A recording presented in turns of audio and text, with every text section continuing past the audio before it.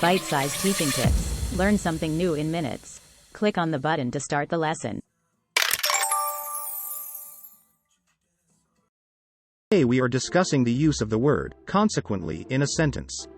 Consequently is an adverb that denotes a logical conclusion from something that has been said or done previously. It is often used to refer to the effects of the preceding thing or to connect two related ideas. Let's explore some examples of how this word can be used. When you use consequently to draw a logical conclusion from something that has been said or done, you are focusing on the cause and effect of an action. For example, if you say, "Traffic in this area is becoming increasingly congested, consequently it is taking us longer to get places," you are showing the logical conclusion that due to the traffic jam, it will take you longer to get from one place to another. You can also use consequently to connect two related ideas. For example, if you say, "I decided to stay up late last night to finish a project, consequently I was too tired to go to work today," you are showing that due to your decision to stay up late, it caused you to be too tired for work today. Finally, you can also use consequently when talking about potential consequences of decisions.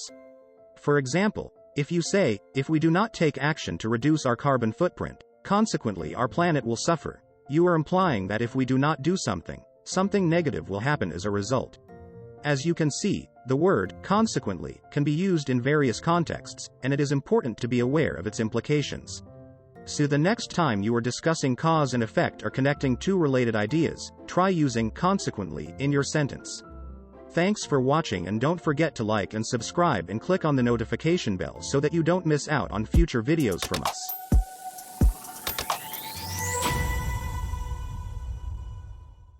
Here are some activity ideas. Relative pronouns in this sentence.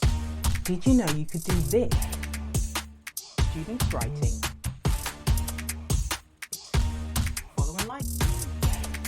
Right. And a noun. What is an expanded noun? And